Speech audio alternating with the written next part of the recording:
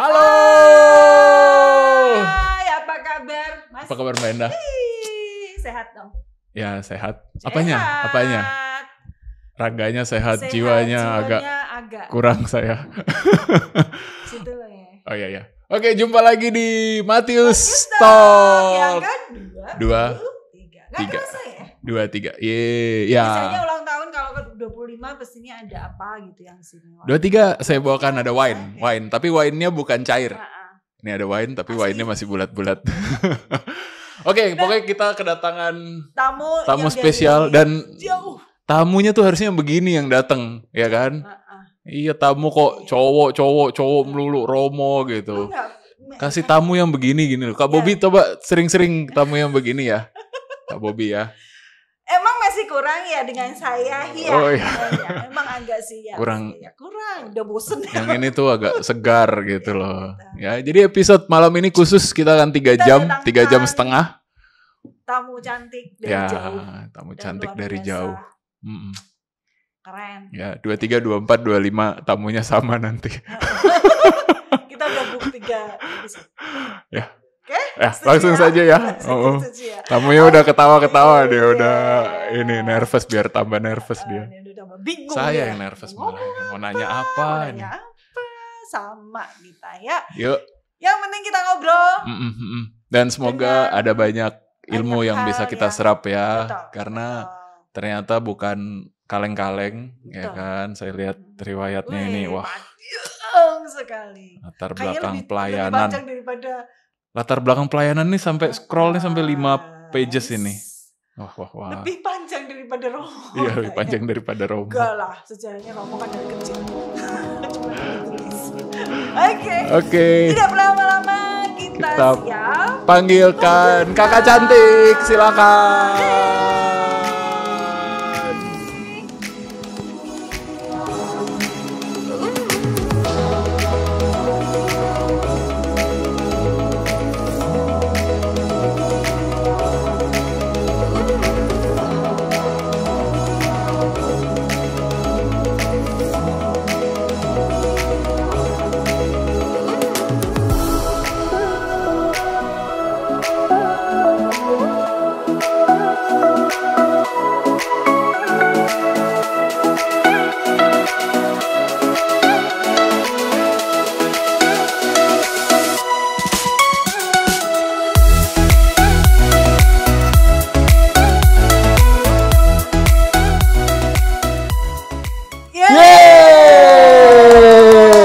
Siapa ini? Salam kenal.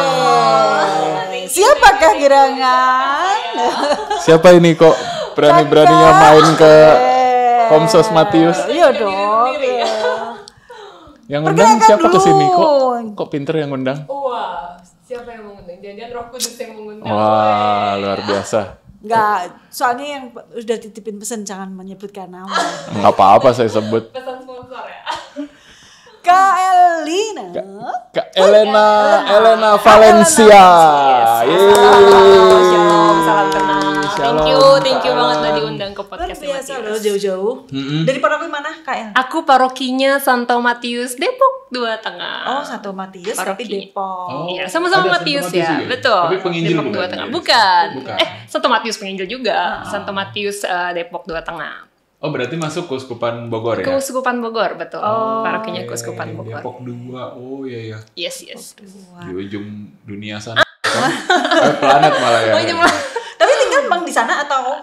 Tinggal memang di situ, tapi sejak kuliah dan kerja memang banyak di Jakarta. Jadi juga stay di Jakartanya daerah Jakarta Barat. Jadi sebetulnya di daerah Gajah Mada juga di apartemen. Jadi di situ sebetulnya parokinya lebih dekat di Petrus Paulus. Kalau gereja yang lebih dekat ya, tapi kan parokinya memang terdaftarnya di Santo Matius Depok. Gitu.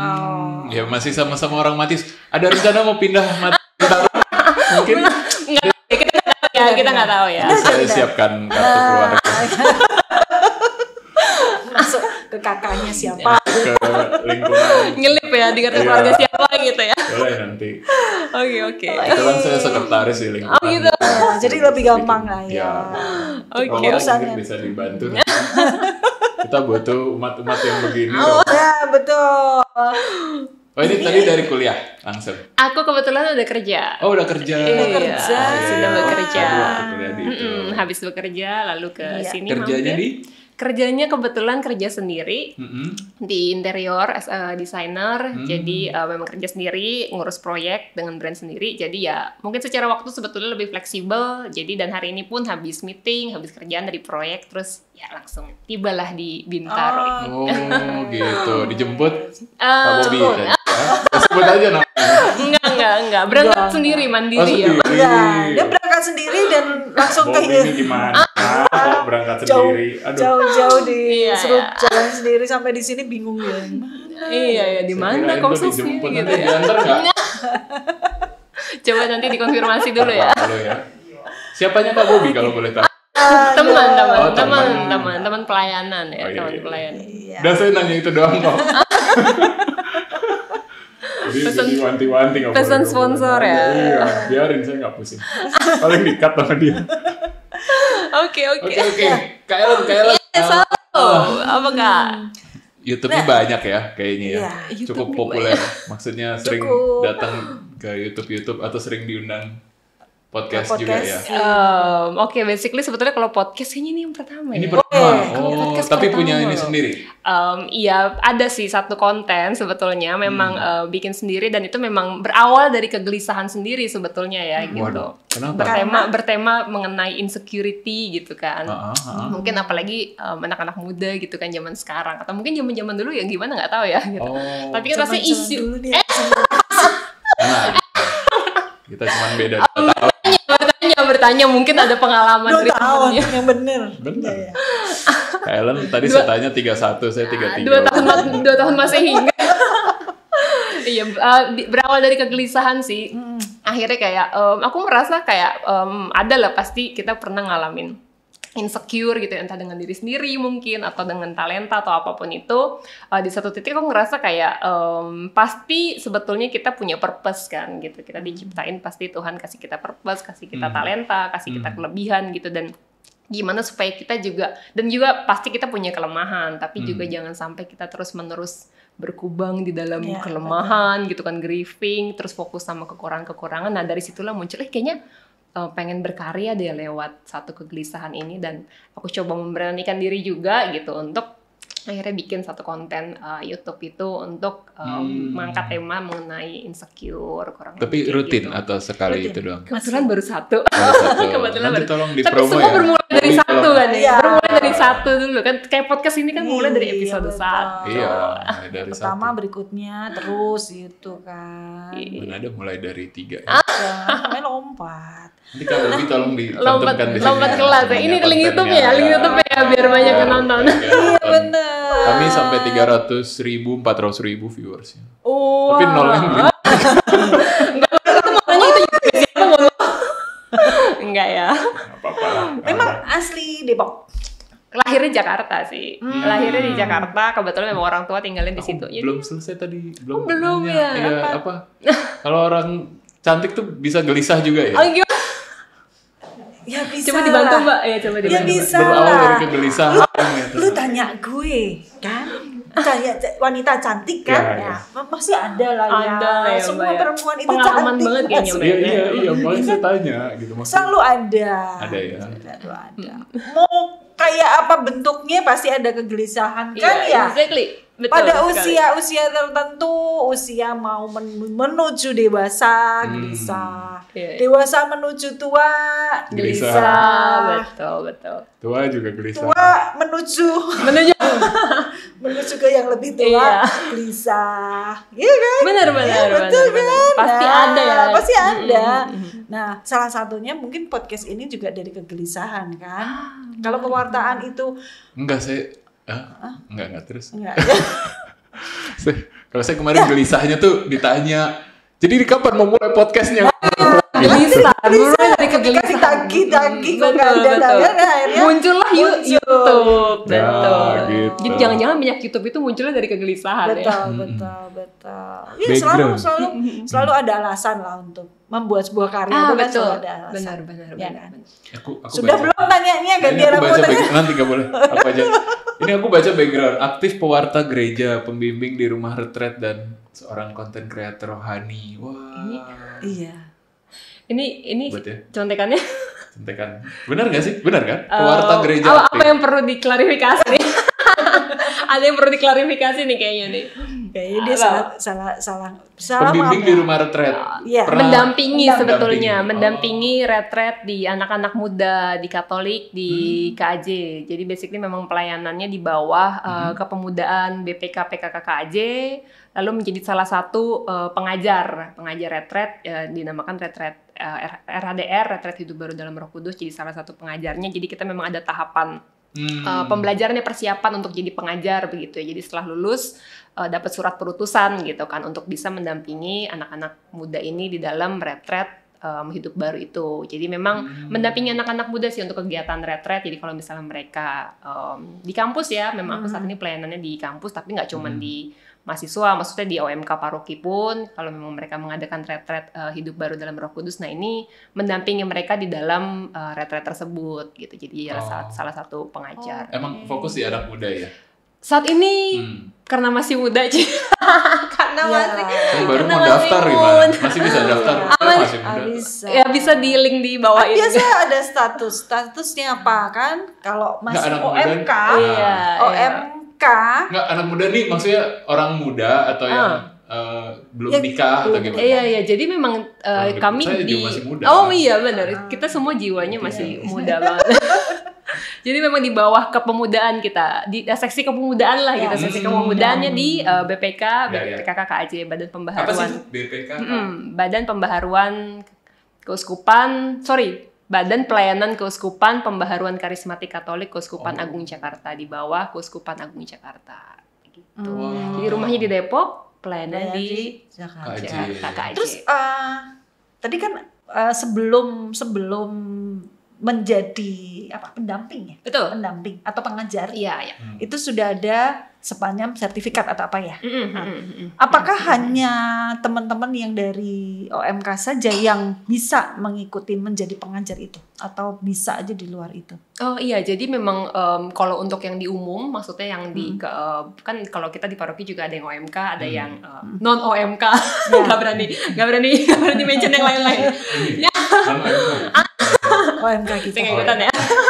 Jadi memang saya mudika. Oh siap. Saya. Kamu tahu nggak istilah mudika? Tahu. Saya masih mudika dulu di zaman saya. Masih. Iya, zaman dulu masih mudika. Mudika transisi ke OMK ya. Ya, jadi memang yang di non OMK pun memang ada, mereka punya pembinaannya tersendiri dan itu untuk kita namakan di pengajar umum gitu. Jadi memang yang untuk umum non OMK, tapi misalnya yang OMK ngadain retret mau mengundang yang umum atau yang umum pun mau mengundang yang OMK, selama memang terdaftar dan sudah lulus dalam program pembinaan tersebut, diperbolehkan untuk membawakan ya. Jadi nggak harus hanya di OMK, di non OMK pun boleh ya. Iya, karena basically kan materinya sebetulnya sama, hanya memang disesuaikan dengan audiens kan gitu. Kalau OMK kita harus juga berpikir nih gimana supaya materi ini kan sebetulnya memperkenalkan Tuhan lah ibaratnya gitu ya. Supaya bisa masuk. Berarti kalau misalnya paroki membuat, bisa aja kita minta tolong dari bisa untuk misi ya. Boleh. Ini konses juga OMK semua ya. Kebetulan kita perlu retret, tolong tahun depan bikin retret ya. Kak Bobi, coba. Siap. Aku tadi mau tanya belum jadi. Iya, gimana? Kan asli dari Depok ya. Iya. Memang keluarga biasanya kan terdorong, mengapa pelayanan mesti terdorong dari ayah, keluarga gitu. Wow. Berapa bersaudara sih Kak? Background keluarga. Aku 2 bersaudara. Oh, ada adik saudara. Aku punya kakak. Oh, punya kakak laki-laki. Aku punya kakak. Masih tinggal juga di sana? Betul, masih sama. Bapak Ibu. Iya, puji Tuhan masih sama keluarga, sama orang tua tinggal bareng. Oke, di sana. Memang memang keluarga yang penuh dengan pelayanan? Berat pertanyaannya. Ini menurut aku jadi suatu pertanyaan yang cukup menarik gitu, karena bener ya Rata, biasa mungkin kayak dukungan dari keluarga, iman warisan gitu kan biasanya dari keluarga yang diturunkan. Nah ini menurut aku sebuah misteri panggilan yang mungkin agak sedikit berbeda gitu ya. Aku kebetulan memang lahir dari latar belakang keluarga yang non Katolik gitu. Jadi memang mama papa non Katolik, mereka masih Konghucu gitu ya, masih sembahyang gitu. Nah sampai sekarang Kak? Sampai sekarang masih. Dan jadi kalau kita misalnya pergi keluar kota kemana gitu, ini yang menarik. Jadi kita perginya ke beribadah ke 2 tempat gitu ya, anak-anak, aku dan kakakku, kita ke gereja gitu, kita ziarah ke Gua Maria, terus di situ kita cari kelenteng supaya mama papa bisa ibadah gitu. Jadi beragam. Kakak juga Katolik. Kakak juga Katolik. And then kalau mau bilang, gimana nih bisa aktif pelayanan dan sebagainya, ini sesuatu yang rasanya nggak bisa aku jawab gitu ya. Tapi satu hal yang aku imanin dan aku percaya itu panggilan gitu, misteri panggilan yang ya kita nggak bisa. Aku personally nggak bisa explain. Kok bisa jadi Katolik gitu? Kok bisa? Aku juga bingung karena maksudnya toh dengan latar belakang keluarga juga baik gitu. Maksudnya orang tua pun aktif beribadah, dari kecil pun ikut beribadah. Cuma mungkin dulu juga sekolah di sekolah Katolik gitu. Nah uniknya dari kelas 3 SD tuh udah pengen jadi Katolik gitu kan. Entah gimana kan nggak paham juga anak kecil gitu kan. Aku juga mikir, aku liat ponakanku yang masih SD gitu kan main game. So aku mikir, gila dulu gue kelas 3 SD udah pengen jadi Katolik gitu kan. Dari mana nggak bisa explain juga gitu. Jadi ya, tapi waktu itu kan minta dibaptis gitu. Aku pengen Katolik gitu, ngomong ke orang tua. Orang tua maksudnya anak SD gitu kan. Mungkin mereka juga belum ngerti mungkin kamu gitu kan. Belum diizinin lah, belum boleh sampai akhirnya SMP kelas 1 diizinkan sama orang tua boleh baptis Katolik. Jadi aku sama kakakku kami baptis Katolik, jadi baptis dewasa ya, SMP. Lalu ya sejak itulah mulai terlibat sih di elektor, di Mudika. biar setara gitu ya, Mudika dulu. Mulai dari situlah sampai sekarang. Mungkin ya aku bisa bilang itu panggilan, dan panggilan itu selalu misteri ya. Gitu. Betul. Ini juga misteri saya jadi host ya. Jadi host juga ya. Misteri. Benar. Misteri. Berarti mengenal Katolik dari sekolahnya. Pasti mengenal Katolik pertama kali dari lingkungan sekolah bisa. Karena kan juga di sekolah Katolik kan kita ada ikut misa, misalnya ikut choir, dan itu kan dibebaskan ya, yang non Katolik pun boleh ikut gitu kan. Nah di situ mulai mengenal gitu. Oh dari situlah mulai jatuh hati pada gereja Katolik. Sampai sekarang. Tapi betul kalau punya pengalaman yang luar biasa begitu ya. Iya. Keren. Saya dari kecil Katolik, jadi merasakan sensasi. Sensasi ya. Pasti ada sesuatu hal dalam hidup, sepanjang hidup ada sesuatu yang membuat kita jatuh cinta. Iya, exactly. Maksudnya sama gereja Katolik. Sama Tuhan, sama gereja, betul. Kak, ini aku baca apa tuh? Ini lagi. Baca apa tuh? Memiliki moto kamu indah, kamu sempurna, dan kamu layak bahagia. Ini ngarang ya? Kak Bobi ini ngarang apa? Apa tuh Kak? Jadi apa nih? Apa? Enggak ini. Kamu layak bahagia. Wah ini saya tertarik di poin itu. Iya. Itu kurang lebih kutipan yang memang aku ambil dari balik ke YouTube yang tadi aku cerita gitu ya, dari kegelisahan itu tadi. Akhirnya aku juga ada satu titik, karena kan pasti yang ngalamin waktu itu ya, maksudnya yang ngalamin insecure kan pasti nggak cuma diri sendiri, maksudnya dari sharing sama teman-teman juga.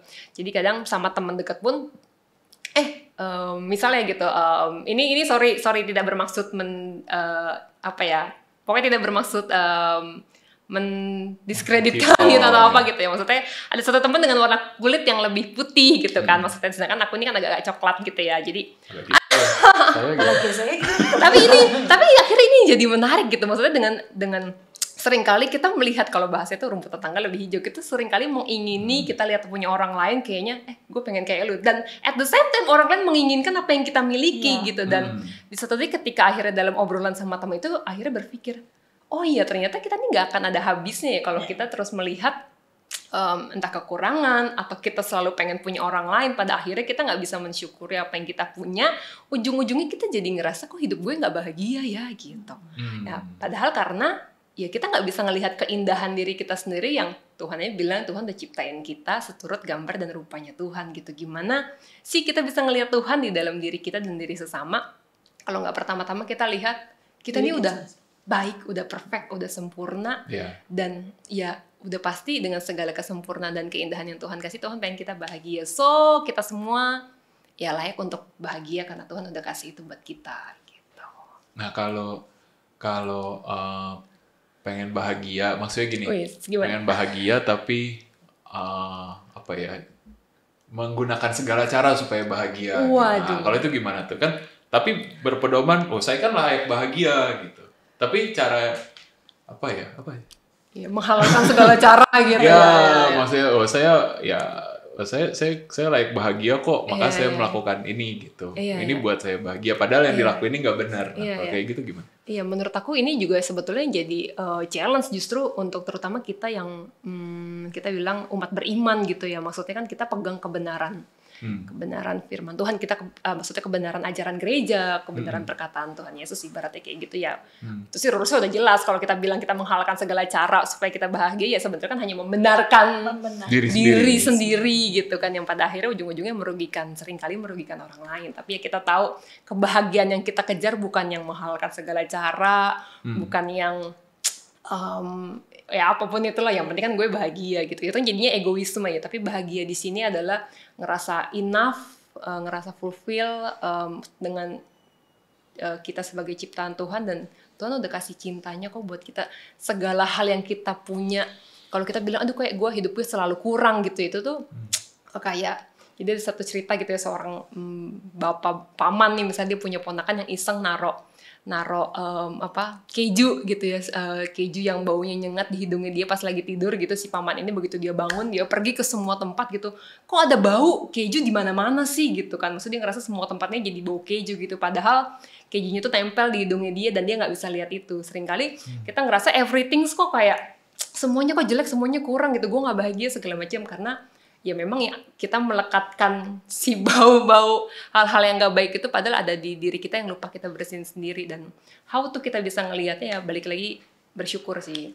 Ya, betul. Intinya bersyukur. Supaya nggak insecure. Kalau kita bersyukur berarti kita bisa melihat sesuatu yang indah dalam diri kita. Exactly. Itulah yang supaya nggak nyium bau-bau yang lain-lain. Tapi kalau kalau mumpung ada ini pembimbing. Ini dibawa-bawa ya. Iya dong. Jadi nggak usah ikut retret. Cukup podcast ya. Dimampatkan. Sesi aja 45 menit loh, nggak sampai 1 jam. Gimana saya bisa bersyukur ketika yang saya punya itu apa ya? Balik lagi ya tadi ya. Bukan tidak membuat saya bahagia, tapi gimana Mbak Enda? Kalau gini, jadi sesuatu gimana? Itu kadang kan kita melihat sesuatu itu kok begini ya, ada sesuatu hal yang tidak baik gitu ya. Tapi kan Tuhan menciptakan sesuatu itu pasti ada baiknya kan ya, nggak mungkin itu kacamata kita aja yang membuat kita melihat itu sesuatu yang tidak baik gitu kan. Pasti ada sisi di mana Tuhan ciptakan membuat kita bersyukur.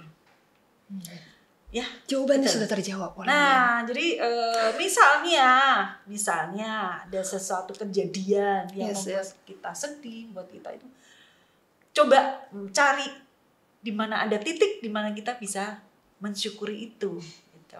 Karena apa yang terjadi itu sudah menjadi garis atau betul.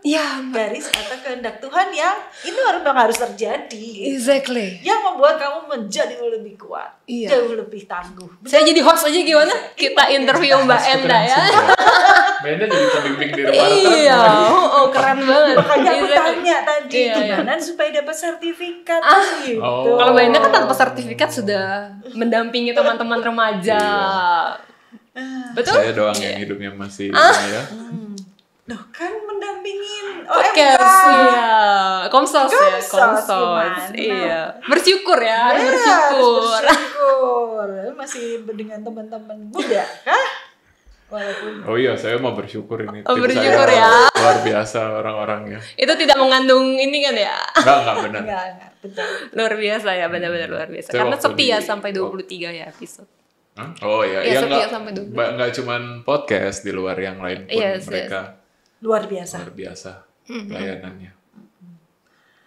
Nah, nih sekarang. Ya, apa nih sekarang? Yang paling menarik sebetulnya buat aku ya. Banyak sebetulnya teman-teman muda di Matius itu juga yang punya banyak potensi gitu kan. Apalagi kalau cewek ya, cantik kan. Terus pasti kan ada hal-hal lain, dia punya pekerjaan. Ya betul sih, pekerjaannya lebih enak karena tidak ada jam kerja yang pasti ya. Ya kan? Ya. Bos. Dia bos gitu ya, bisa mengatur waktu. Karena kan memang agak susah kalau kita itu pelayanan itu masalahnya masih ada pekerjaan, masih ada kuliah, masih ada misalnya ada pasangan, pacar. Waktunya terbatas. Kebetulan kalau pacarnya di gereja sih nggak pelayanan bareng. Itu idealnya gitu. Ini mungkin sekalian ini ya, maka carilah makanya carilah yang seiman, segereja, seiman dan seamin ya seamin katanya. Iya betul. Susah nggak sih ngatur waktunya Kak? Misalnya ya kan mesti ada senang-senangnya ya. Masa nggak pengen pergi-pergi atau apa? Atau pergi-pergi juga dong. Gitu ya. Iya. Lihat-lihat dari sini aja sibuknya, saya bisa membayangkan pasti hampir tiap minggu gitu loh. Betul nggak? Pacarnya nggak pernah komplain? Ini agak kode. Kode mau menanyakan apa sudah punya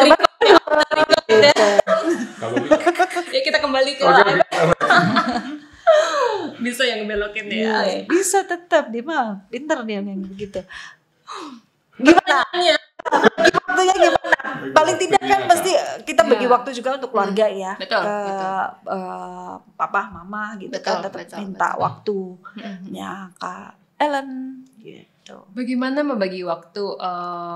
Yang pasti kalau dibilang sulit pasti sulit sih. Maksudnya aku yakin apapun bidang profesi ya, apapun status gitu, maksudnya mau sebagai pelajar kah, mahasiswa ataupun pekerja, pasti ada tantangannya sendiri, entah itu kantoran atau bisnis sendiri. Kita dibilang waktunya bebas, bener, tapi kita juga kerja 24 jam gitu kan.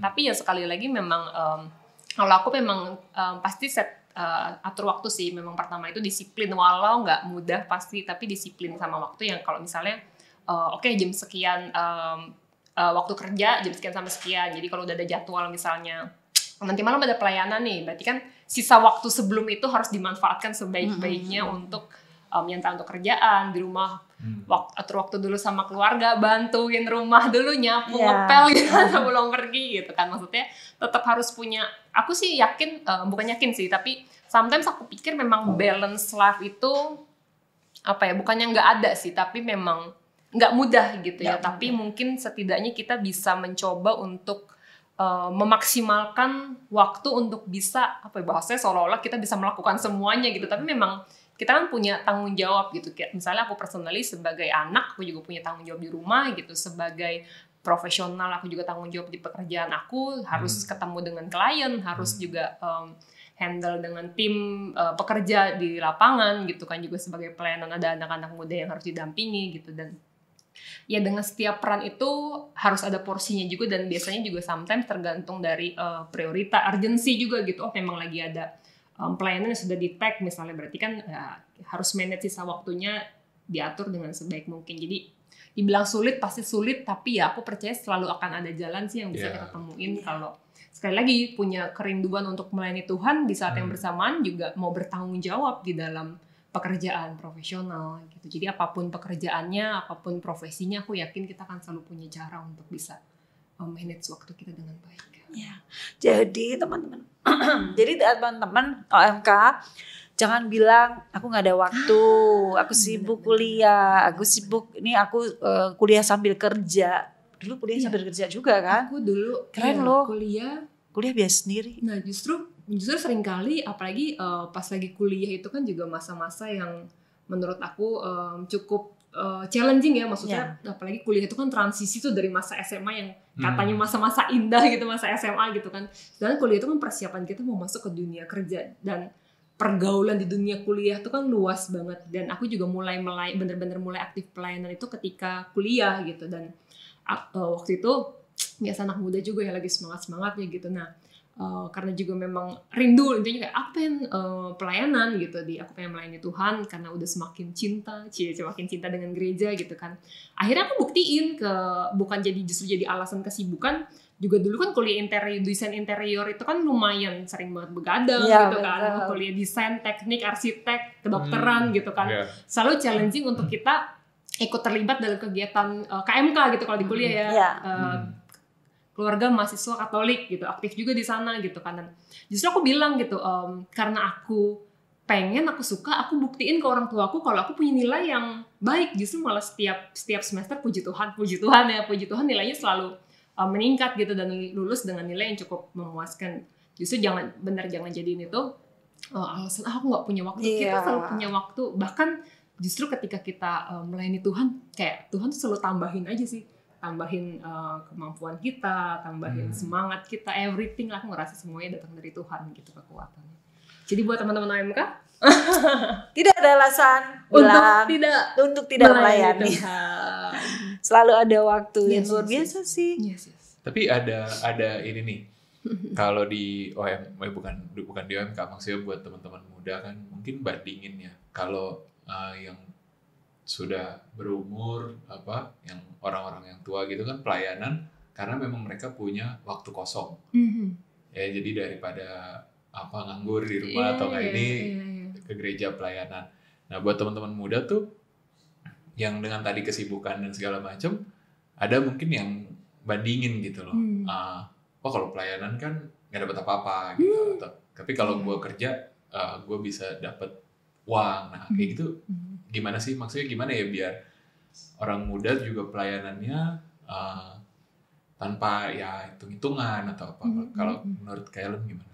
Iya, buat aku pertama-tama sekali lagi memang pelayanan kita kan pelayanan gereja ya, sekali lagi kita mentionnya tanda kutip nggak dibayar gitu, nggak dibayar secara rupiah. Tapi yang belum dilihat, yang mungkin belum tanda kutip nggak langsung kelihatan itu adalah sebetulnya tanda kutip kita dibayar dengan sukacita yang kita rasain ketika melayani Tuhan. Kita tanda kutip dibayar dengan mungkin kita dapat pendewasaan, kita belajar. Buat aku personally belajar banyak banget di dunia pelayanan yang justru sangat kepake, justru sangat membentuk aku di dunia kerja. Jadi ini sedikit sharing gitu ya. Misalnya dulu kan maksudnya ketika kita juga pelayanan di anak-anak kampus gitu kan, sama-sama teman-teman lah gitu, pasti ada aja kita ketemu orang dengan latar belakang yang beda, wataknya beda gitu, pasti ada gesekan segala macam. Toh juga at the same time kita belajar berorganisasi sebetulnya kan, kita belajar dealing kita belajar dealing with people gitu kan. Dan apalagi di dalam, dan ini menurut aku kelebihannya, di dalam dunia pelayanan kita belajar juga ajaran kasih. Jadi gimana ketika ada gesekan, ada bentrokan apa segala macam, kita menyelesaikannya di dalam kasih, di dalam dasar kasih gitu. Sehingga kita belajar menghargai orang lain dan sebagainya. Dan justru semua hal yang aku dapatkan di dunia pelayanan ketika lagi kuliah, yang aku berproses saat aku masih kuliah, yang kelihatannya tanda kutip memang tidak dibayar secara rupiah, tapi itu jadi value berharga banget yang aku pegang sampai sekarang kerja. Bagaimana aku dealing dengan klien, dealing dengan pekerja gitu. Dengan masalah di dalam dunia kerja itu kan juga pasti tahu banget ya gitu. Orang bilang tuh keras dunia kerja gitu, kerasa kehidupan di dunia kerja gitu. Dan ketika kita udah punya dasar kasih, kita punya dasar iman yang justru kita tanda kutip kita latih ketika kita melayani di gereja misalnya, itu justru tanda kutip ya upahnya gitu. Upahnya adalah kita belajar menghadapi dunia dengan cara yang berbeda, yaitu dengan cara kasih itu sendiri gitu ya. Sekali lagi nggak mudah tentu ya, nggak langsung sekali jadi, tapi setidaknya kita punya base, kita punya dasar ini, dasar iman dan dasar kasih yang kita akhirnya bawa bukan hanya dalam pekerjaan tapi juga dalam hidup kita. Jadi buat aku tetap memang sulit kalau kita orientasinya uang gitu. At the same time memang kita butuh uang gitu ya. Tapi ketika segala sesuatu, pelayanan kan nggak dapat duit. Oke, tapi jangan stop sampai di situ karena banyak banget value. Tuhan kita kan kaya banget gitu ya. Dia nggak cuma ibaratnya kasih duit, mungkin kasih pacar. Nggak, bukan pelayanan buat dapat pacar. Tapi pasti Tuhan tahu bagaimana cara tanda kutip membayar itu, yaitu sekali lagi dengan kasih, damai, sukacita, pembentukan karakter pribadi, dan itu yang akan kepake untuk hidup kita. Itu sih buat aku yang nilai yang sangat berharga buat teman-teman OMK. Jadi mari kita melayani Tuhan. Betul. Luar biasa. Iya, itu juga aku pesankan buat teman-teman dulu. Sekarang langsung. Enggak ya? Cuma 3 orang. Loh, ramai loh itu. Jadi memang betul sih teman-teman muda ya, teman-teman muda, karena banyak hal yang kita pelajarin tanpa kita sadarin, kita belajar banyak gitu ya. Masih seperti ya organisasi gitu. Ya kan? Yeah. Mereka bisa misalnya kalau di saya di peer itu yang bergerak adalah pendamping. Pendamping peer itu kebetulan di bawahku itu adalah teman-teman OMK muda, jadi SMA, usia SMA. Mereka sekarang sudah bisa jalan. Jadi tiap kali itu Kak, ini kita bikin ini. Oh ya, semua sudah beres dan tertata dengan rapi. Dan mereka belajar banyak dari kakak yang sebelumnya, OMK sebelumnya. Jadi saya cuma bilang, ini waktunya kalian belajar gitu. Melayanin, tapi kalian juga punya ilmu yang kalian dapat. Iya sih Kak, aku bisa belajar banyak dari ini. Dan itu yang harus dibuka sebetulnya. Jadi jangan lihat ntar capek, bukan itu, karena kalian punya energi yang luar biasa gitu loh, dibanding usia-usia yang sudah berapa Mbak? Warsen, senior, bukan saya. Nah, ini pun usia saya juga masih energinya masih besar, apalagi yang di bawah kan. Betul, ya masa yang kita masih punya energi banyak, mestinya yang muda jauh lebih banyak. Betul. Kalau di Komsos tuh kayaknya ini apa tuh Mas? Nggak ada yang bisa dipelajari dari Mas Fendi. Oh gitu. Mereka klarifikasi dulu. Mereka kasih mic, kasih kamera, kasih kabel, itu mereka belajar banyak loh Mas Fendi. How to setting ini. Iya. Walaupun anakku bilang kalau tugas cuma bawain kabel Bu, katanya. Bagianku cuma bagian kabel. Masih untung kamu dapat kabel, kalau enggak Iya, boleh tim Komsos diselesaikan. Minuman rapat. Kayak lu diminum loh. Oh iya, siap. Terima kasih. Gimik, keren gimik tadi. Wine apa? Wine bulat-bulat nih dimakan. Tapi memang anak muda memang harus mulai bergerak sih ya, harus banyak karya. Maksudnya banyak hal kok yang bisa dikerjakan. Banget. Ya kan? Bahwa harusnya ada yang menggantikan saya di sini. Siapa ya? Dia sudah mencari tapi nggak dapat. Belum belum. Maksudnya ini kita lagi tes. Nah, kan nanti tinggal digeser ya. Tadi dibilang 23, 24, 25. Ganti lah. Iya. Jadi ganti. Ya, gereja butuh orang muda. Ya, betul. Gereja butuh semua sih, butuh semua usia, tapi juga orang muda. Orang muda harus bergerak. Maksudnya banyak hal yang sayang gitu loh. Kalian punya waktu, tenaga. Karena setelah menikah jauh lebih terbatas lagi. Walaupun nanti setelah anaknya gede, anaknya jadi OMK. Anaknya sudah OMK, kitanya yang itu sudah lebih bebas lagi sih waktunya, ya kan? Kalau kita diizinkan sampai di tahap itu, bener ya? Jangan-jangan kalian mau jadi suster? Enggak ya? Puji Tuhan, enggak sih. Enggak belum. Kalau enggak berarti ada. Saya enggak sih. Semoga tapi nggak berarti entah tiba-tiba Tuhan gitu kan. Iya. Tapi puji Tuhan sampai sekarang sih belum terpanggil. Mungkin saya akan mendorong anak-anak muda lainnya. Oh gitu ya. Belum terpanggil. Aku pikir ya mungkin doain aja Kak gitu. Ini bukan kode juga kan ya untuk apa gitu.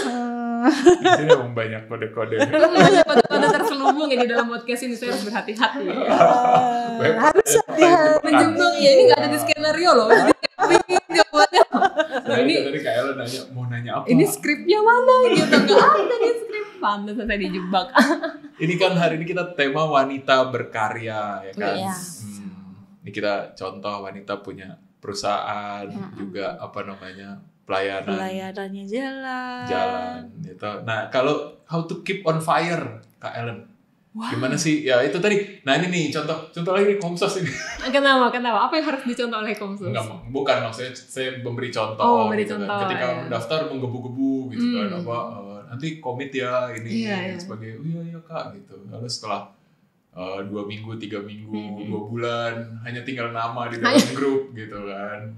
Lalu ada tugas mulai nggak muncul. Nah gimana sih how to keep on fire dalam pelayanan gitu?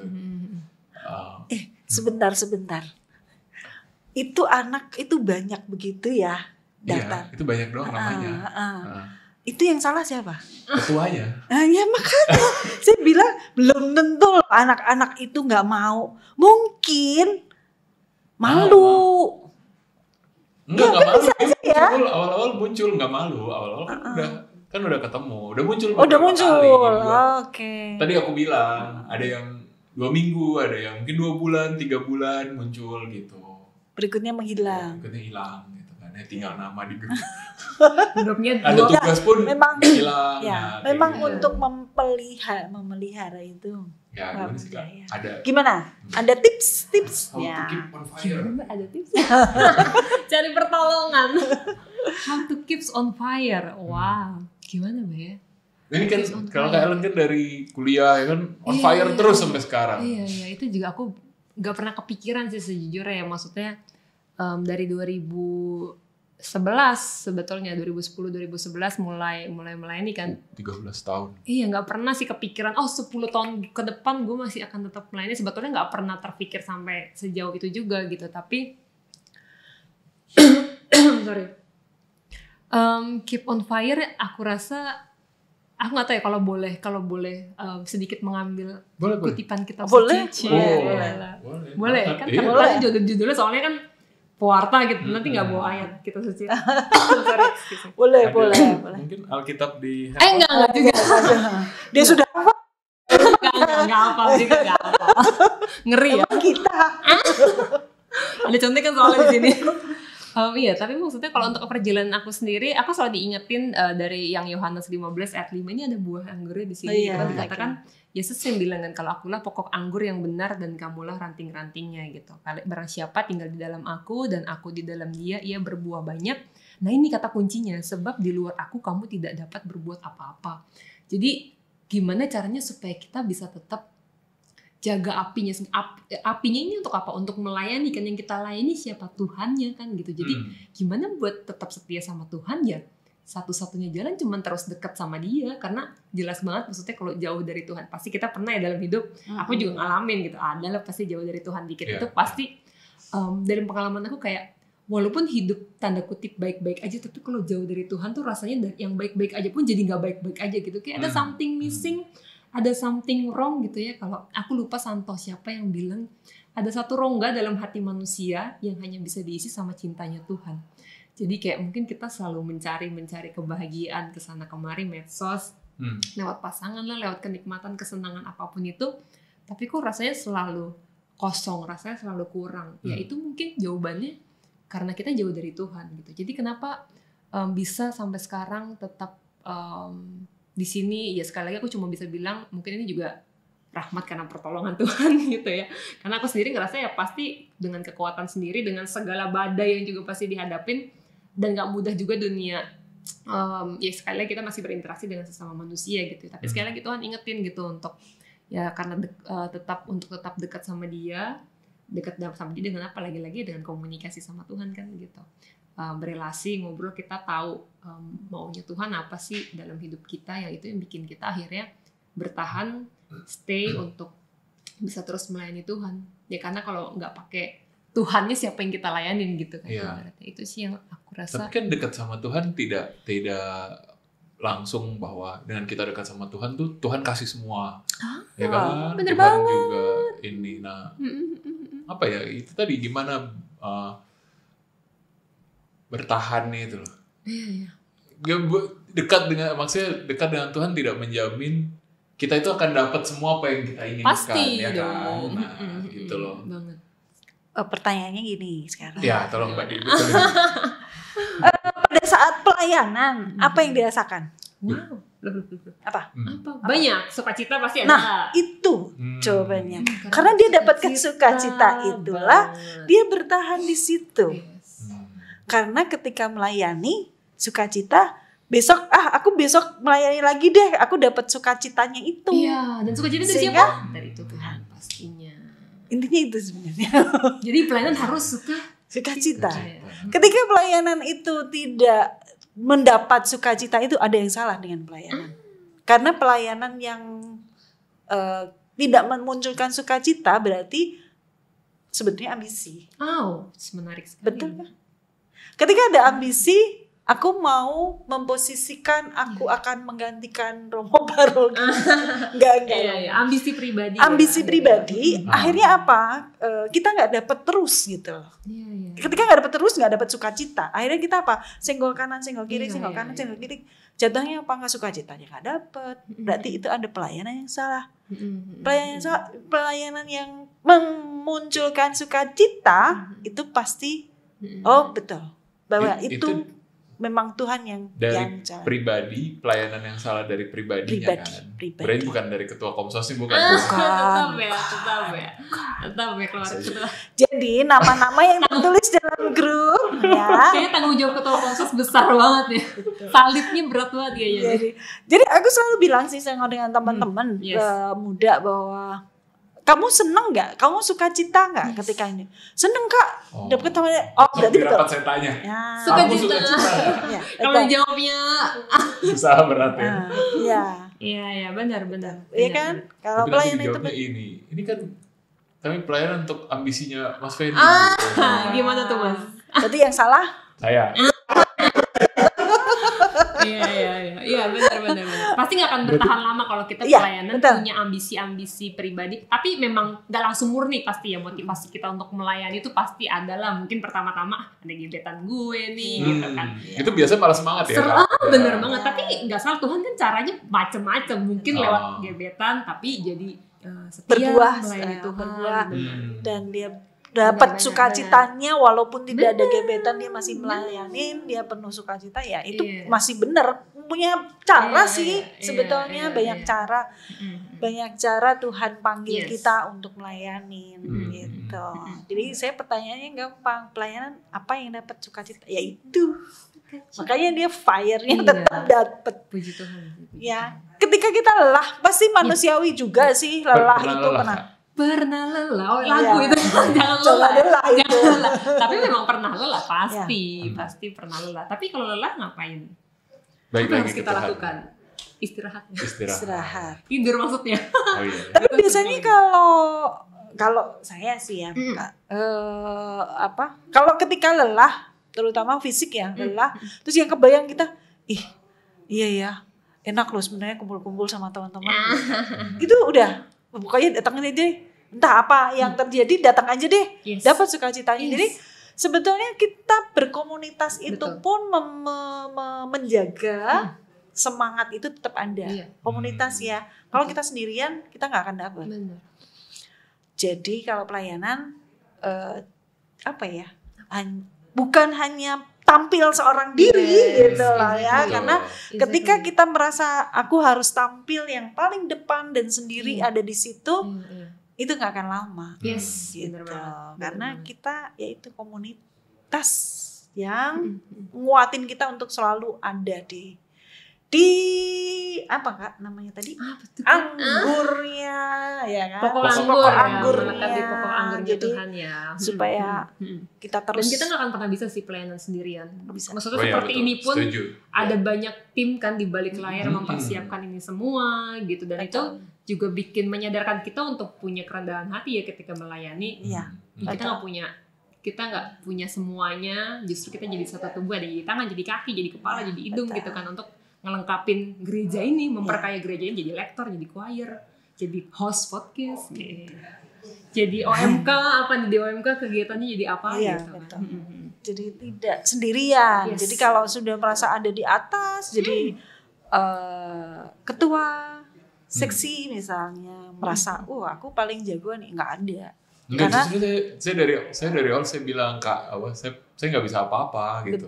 Betul sih, dia memang nggak bisa. Ya benar emang benar. Iya. Benar. Ya, Jadi betul. Sama saya juga sama apa kok. Betul. Saya juga sama. Saya bilang sama Romo, terus Romo bilang waktu itu, emang nggak perlu bisa apa-apa, justru kamu tugas bekerja. kamu hanya memimpin teman-teman yang kamu carilah tim yang bisa. Iya. Betul. Tuhan memang cari orang-orang yang mau ya. Iya, betul. Kata kuncinya mau melayani Mau. Tuhan.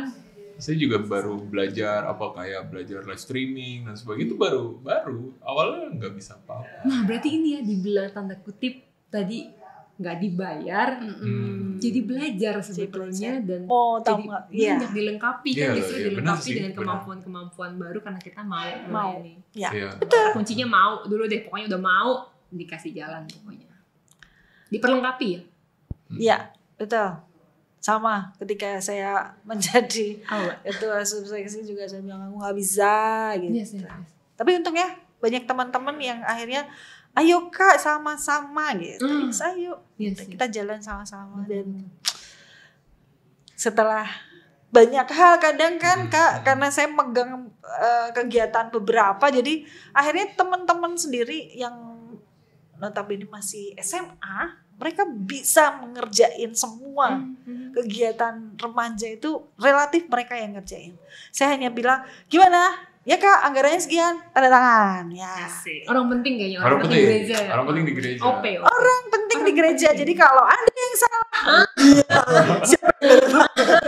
siapa yang tanda tangan?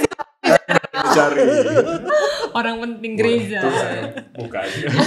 Nggak berlaku tanda tangannya. Enggak, ini berlaku juga. Lebih tinggi ya. Oke. Lanjut. Nah, apa tuh? Nah ini kalau nih temanya kan wanita ya, itu sesuatu yang sangat menarik buat saya tuh Kak, karena tapi dia masih belum merasakan menjadi ibu rumah tangga ya. Benar, belum merasakan jadi. Belum merasa ibu rumah tangga. Tapi dia itu kan dibilang apa? Kalau pulang kan ngepel gitu. Mengerjakan pekerjaan rumah tangga. Terima kasih untuk penanggung. Ngepel, nyapu, nyetrika minimal bisa. Nyuci piring. Terima kasih. Memang kadang kan bisa dibilang sebetulnya pelayan gereja itu mungkin lebih banyak perempuan mungkin ya. Bener nggak? Saya nggak hafal ininya. Paling tidak ya pendoanya adalah perempuan. Biasanya yang ikut legio adalah ibu-ibu. Ibu-ibu ya. Penggerak kalau di lingkungan banyak penggeraknya adalah ibu-ibu. Walaupun ketua lingkungan lebih banyak mayoritas masih bapak-bapak. Tapi pelayanan misalnya kunjungan orang sakit, ibu yang datang. Sebetulnya latar ya kan, betul kan? Jadi menurut kakak nih, kalau perempuan apa sih sebetulnya apa ya? Kenapa gitu? Kenapa? Ada pandangan nggak? Kenapa perempuan lebih banyak? Perlu disurvei kali ya. Bener nggak ya jumlahnya perempuan lebih banyak daripada laki-laki di pelayanan? Waduh, saya juga belum pernah survei. Tapi kalau umat di dunia ini lebih banyak perempuan. Lebih banyak perempuan. Gitu ya. Enggak analogi asal aja. Iya. Survei barusan ya dari survei pribadi ya. Sekarang kalau pengajar sendiri, misalnya kayak pengajar juga lebih banyak perempuan apa laki-laki? Saat ini banyak laki-laki. Oh, laki-laki lebih banyak tuh kan? Saat ini ya. Tapi mungkin kan segera bergeser. Oh gitu ya. Tapi kurang lebih sih, maksudnya. Soalnya yang cewek-cewek cakep-cakep kali, jadi cowok-cowok jadi pengen. Mohon maaf gimana? Langsung banyak yang cowok ya. Iya benar-benar. Gitu ya. Mungkin bisa jadi ya. Betul. Karena mau nggak mau kalau usia OMK memang daya tariknya itu, ya kan? Kasih satu aja cakep gitu langsung. Banyak. Jadi tips OMK aktif gimana? Nggak ikutan. Nggak dilanjutnya. Iya karena kan terutama bagian pelayanan yang memang misalnya kayak kesehatan, pelayanan itu pasti banyak perempuan.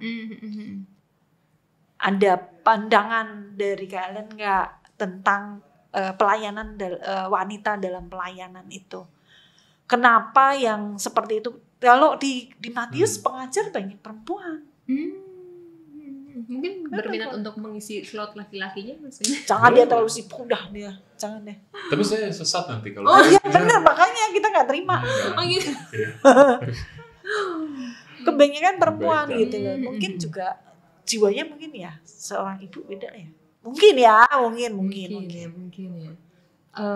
Pertanyaannya kenapa banyak perempuan ya? Jujur aku tidak terlalu punya kunci jawaban. Tapi ada di satu sisi di mana aku ini personal ya, pemikiran personal.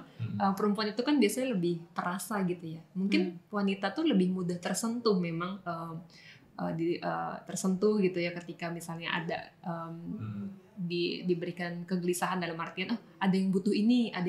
Wanita tuh kan penolong gitu ya. Memang mungkin ditakdirkannya menjadi penolong gitu. Jadi mungkin memang karena lebih perasa jadi lebih bergerak untuk lebih mudah bergerak untuk melakukan sesuatu untuk menolong gitu kan. Wanita biasanya ibu gitu kan rempong gitu ya, banyak yang langsung siap nanti makanan keluar gitu.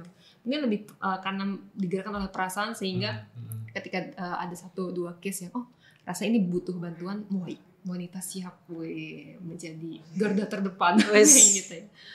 Tapi aku rasa memang nggak tahu sih sebetulnya basically apakah memang lebih banyak perempuan atau sama tuh, tapi mungkin juga tergantung tergantung di beberapa area mungkin juga prianya lebih banyak, beberapa area juga wanita yang lebih banyak. Aku belum keamanan angkut barang itu pasti pria ya, karena kalau wanita urusan konsumsi biasanya gitu ya. Betul. Jadi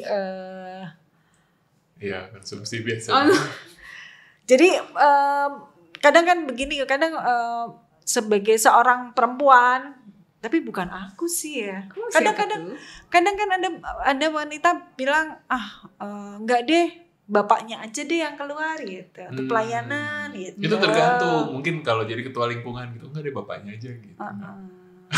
Aku belum pernah punya pengalaman bapaknya. Enggak bapaknya siapa deh, bapaknya siapa mau ikut ya. Ada soalnya ya. Iya. Tapi kalau OMK kita memang kalau OMK gimana, Mbak? Kalau OMK kita sih imbang sih ya. Imbang ya. Puji Tuhan ya. Imbang enggak terlalu, mungkin kayak lektor banyak perempuan. Ya. Karena emang tadi OMK kita kan yang cewek-cewek ya nggak bisa angkat-angkat, jadi emang butuh cowok banyak buat angkat-angkat. Jadi ada satu cewek lagi angkat speaker, pria-pria langsung ini ya. Enggak di sini. Enggak. Angkatin dong gitu. Mana pria nyuruh gitu ya. Kalau pas ngajar itu mereka tuh ada kayak ada sesi sharing atau apa gitu nggak sih? Maksudnya bagaimana menumbuhkan trust mereka gitu juga nggak sih? Atau cuman ngajar satu arah doang? Maksudnya satu arah. Ya satu arah aja. Apakah ada timbal balik pada saat ngajar retret tuh? Apakah Kak Ellen juga gali tentang mereka sejauh apalah itu? Kalau untuk di dalam pengajaran retret, memang pengajarannya satu arah, tapi sharingnya itu di antara mereka. Jadi mereka akan dibagi dalam kelompok-kelompok kecil, nanti ada pendampingnya lagi. Nah aku juga selain pengajar, atau juga memang mendampingi OMK-nya sendiri gitu kan. Maksudnya berdinamika sama teman-teman OMK sebagai pendamping, kita bilangnya pendamping di mahasiswa Katolik itu tadi gitu ya. Jadi kalau memang secara dari segi pengajaran retret satu arah, tapi kalau misalnya berdialog dengan mereka ya di luar retret gitu ya, maksudnya di luar sesi retret ya ngobrol sama mereka ya as a friend sih maksudnya. Kadang kalau misalnya teman-teman yang mungkin ikut retret gitu yang baru, misalnya kan kadang ngelihat orang-orang yang udah aktif tuh kayak keren gitu ya. Kayak malaikat gitu ya maksudnya. Nah ini sih maksudnya kadang kita juga ya kita semua masih manusia gitu ya, tapi at the same time menempatkan diri juga tidak lebih tinggi gitu ya, tidak lebih kudus. Aku sering kali mention walaupun aku misalnya ngajar di depan gitu, aku saat ini memberikan retret dan sebagainya, aku nggak lebih baik, nggak lebih kudus gitu kan, cuma lebih dulu sama lebih tua doang dari teman-teman yang lagi kuliah gitu. Jadi aku merasa dalam perjalanan ini kita nih sama gitu, teman seperjalanan. Jadi sharingnya teman-teman yang masih kuliah pun, mereka yang masih baru, ibaratnya itu pun memberkati aku juga gitu. Itu pun ngingetin aku, oh gimana Tuhan bekerja dalam hidupnya dia. At the same time aku juga sharing ke mereka juga pengalaman aku. Jadi sebetulnya saling ya sebenarnya. Saling ngelengkapin, saling memberkati, nggak ada yang lebih tinggi, nggak ada gap juga karena lu udah pengajar apa segala macam. Dan itu aku hindari banget sih, bener-bener jadi teman ngobrol buat mereka gitu. Biasa sendiri atau ada satu tim kah? Ada tim ya? Berapa orang kah biasa? Tim. Saat ini sekitar 15-20 orang sih. Nah itu 15 itu kalau ada satu retret semua terjun ke situ? Enggak. Biasanya kita bagi tugas. Kadang karena di dalam misalnya kan retretnya di mahasiswa tadi kan. Jadi mereka itu sudah punya timnya sendiri, tim mahasiswa, mereka ada umatnya lagi. Nah, jadi kita sifatnya mendampingi tim ini supaya sedikit mengarahkan gitu nanti. Jadi timnya ini jadi ya sebenarnya kayak Mbak Ena juga gitu, timnya udah punya tim sendiri, udah bisa bergerak sendiri dan sebenarnya kita hanya mendampingi aja, menemani kalau mereka butuh apa, mereka tanya dan konsultasi, misalnya sisanya benar-benar ngobrol as a friend gitu sih, jadi teman buat mereka gitu ya. Kalau kayak gitu itu akan menjadi sebuah ada kejadian nggak Kak? Apa? Kayak jebakan nih, aku tunggu nih kejadian. Enggak, ini pengalaman aja sih, ya kan. Kan sebagai seorang pengajar, ya kan, dia sudah kelihatan kudus gitu kan. Pasti teman-teman, adik-adik mahasiswa, ada yang cantik, baik, gitu kan. Ada nggak yang konsentrasi terus akhirnya jadi curhat, akhirnya jadi Kak mau nggak sama aku gitu. Pernah nggak ada kasus begitu? Enggak sih. Sampai sekarang sih kalau sampai mau enggak sih. Tapi maksudnya mungkin masih ada yang jatuh cinta, masa iya? Tapi mungkin nggak sampai kamu. Tapi masih ada belum sih. Mungkin belum. Berani karena retretnya cuma berapa? 3 hari. 3 hari kan. Cuma retretnya seminggu. Enggak sih. Omsos bisa seminggu. Enggak, tapi maksudnya memang ada yang mungkin japri personal untuk ngobrol lebih ke curhat kayak gitu. Terus ada yang aku pengen tuh jadi kakak rohani aku dan sebagainya, itu biasanya ada gitu teman-teman gitu. Itu. Jadi aku sering kali kayak asal nggak modus aja sih. Bisa cewek. Bisa juga jadi kakak rohani gitu. Aku sekali lagi mention sih, maksudnya ya kita jadi teman lah gitu, saling sharing gitu. Karena aku juga agak ngeri juga jadi kakak rohani gitu, bertanggung jawab atas imannya dia. Maksudnya kita pasti saling menjaga satu sama lain ya gitu. Cuman maksudnya aku merasa gelar itu terlalu berat, tapi ya biasanya aku bilang aku mau jadi teman sharing kamu gitu. So anytime you need to share, misalnya ada apa, saling sharing, saling doain gitu. Jadi aku open untuk teman-teman yang mau. Ya kan biasanya begitu ya. Tapi mungkin kejadiannya mungkin banyak teman-teman yang lebih banyak yang cowok, ya kan. Soalnya yang suka ini menjurus juga. Enggak, dia sebenarnya banyak cowok, cuma dia tadi ceritanya cewek. Aku malah tahu. Aku udah belokin loh, dibalikin lagi sama Mbak Enda. Boleh dikat. Karena kan memang begitu. Jadi kalau dirimu belum ngaku, dia akan belokin gitu, terus sampai sesi ini selesai. Sampai ngaku yang sebenarnya. Kan memang begitu. Jadi apalagi kalau anak muda perempuan itu kan masih banyak yang galau-galau nih, lihat figur kakak rohani atau kakak pendamping ya kan, dari wajah dari kekudusan berdoa gitu kan mereka nggak mungkin ke frater gitu kan, mereka nggak membatasi diri ke frater aja pada ngejar ya kan, bener nggak itu? Ya kan Kak, itu sesuatu hal yang lumrah nggak sih? Sesuatu hal yang normal, normal juga. Nah itu pasti kan harus ada trik-trik supaya mereka tetap ada batasannya. Berarti ini untuk yang cowok ya?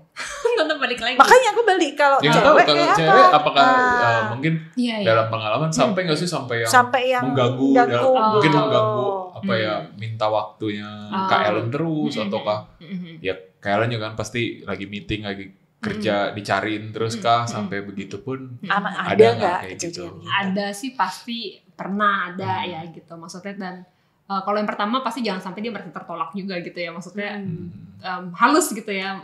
Biasa sih dengerin dulu aja sih, tanya misalnya ada case-nya apa, tapi pelan-pelan diarahkan ke, aku refer ke temen yang cowok. Kalau beda gender karena memang kita juga diarahkan untuk segender in case mau curhat, mau sharing supaya nggak konflik gitu. Oh iya kan. Tapi open, maksudnya kalau sama teman-teman satu komunitas, satu kelompok, kita sih cross gender, kita saling sharing, ngobrol. Tapi kalau misalnya umat atau apa gitu, awal-awal cerita nggak apa-apa, kita dengerin biasanya, tapi ya pelan-pelan kita arahkan ke teman-teman yang pengajar-pengajar yang cowok, pendamping-pendamping yang cowok gitu.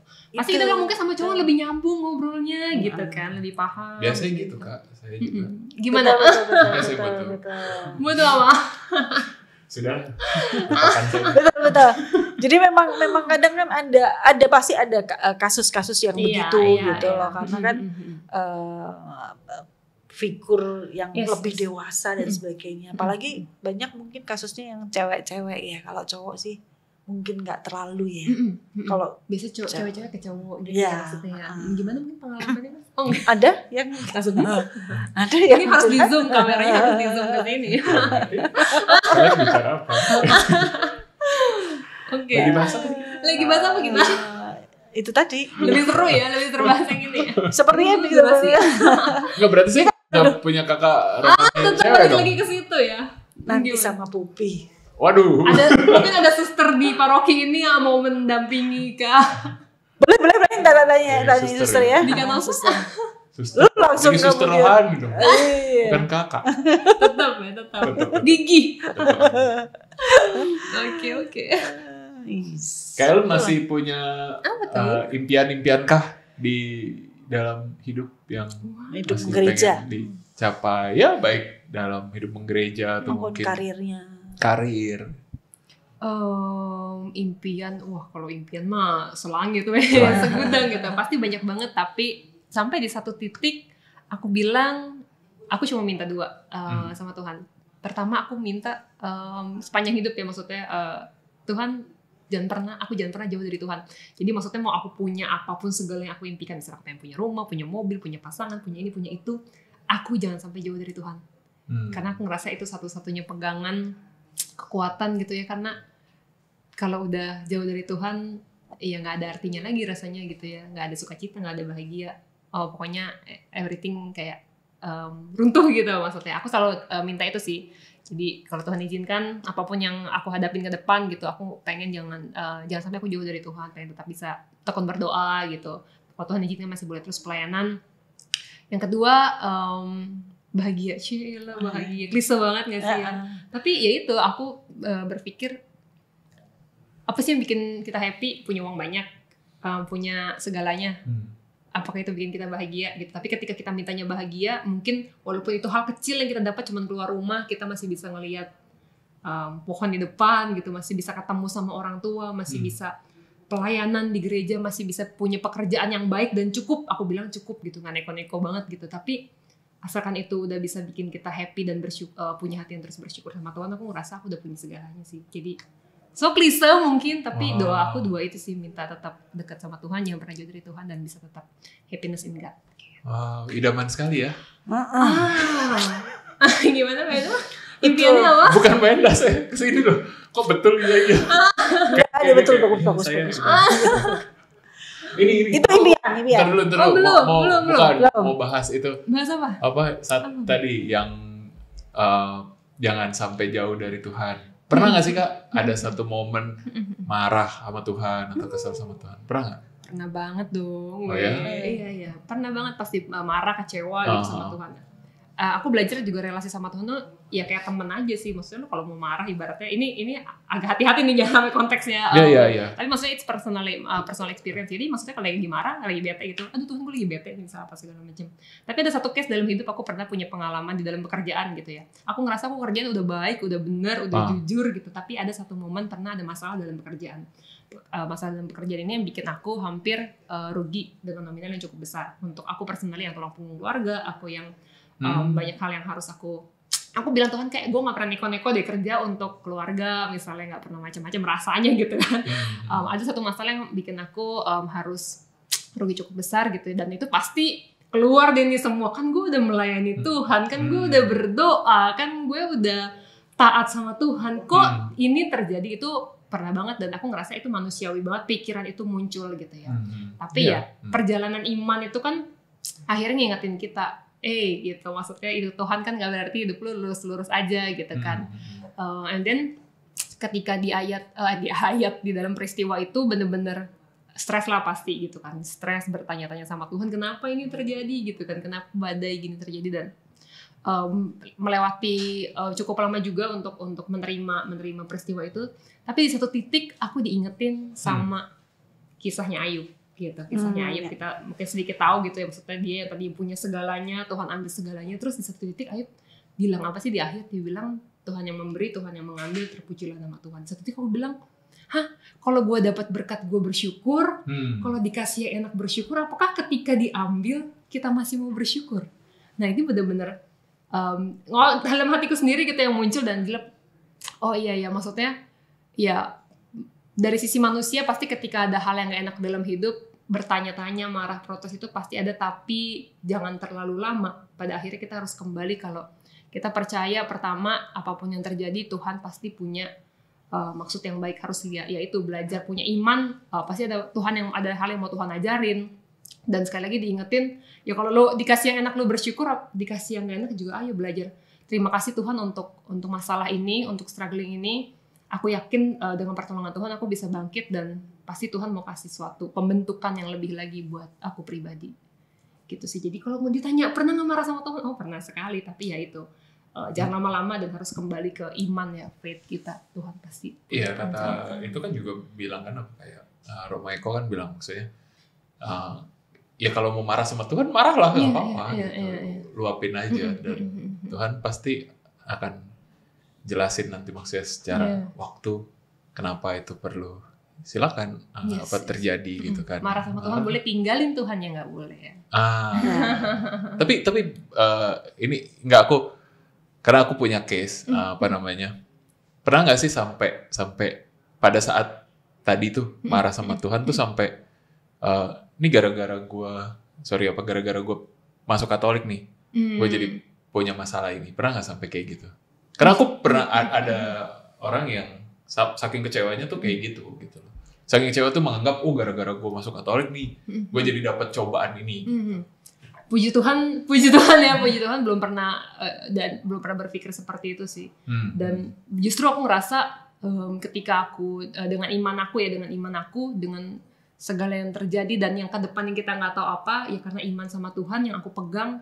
Ya itu kan iman kita kan yang nggak tahu depan terjadi apa, tapi kita percaya Tuhan akan selalu nemenin kita kan. Dan ya puji Tuhan belum pernah sampai menyalahkan iman, dan justru iman itu yang bikin aku kuat stay sampai sekarang. Itu juga sih aku waktu itu, ya aku juga nggak mau ngomong ya karena nggak mau menghakimi. Jadi aku cuma bilang aku dalam hati aja sih. Betul. Ya setiap orang mungkin ya itu experience-nya dia ya, kecewa gitu. Imanmu ya belum itu berarti kalau aku dalam hati dan aku nggak mau senyumin aja sih gitu. Ya, karena kita juga nggak pernah di sepatunya dia kan, ibaratnya kita nggak tahu apa yang dialamin, strugglingnya dia kita nggak tahu gitu. Tapi mungkin itu juga mungkin proses Tuhan memantapkan imannya lagi gitu kan, mungkin benar, kita nggak tahu bentuk gitu. lagi. Iya. Yes. Wow. 3 jam, 5 jam.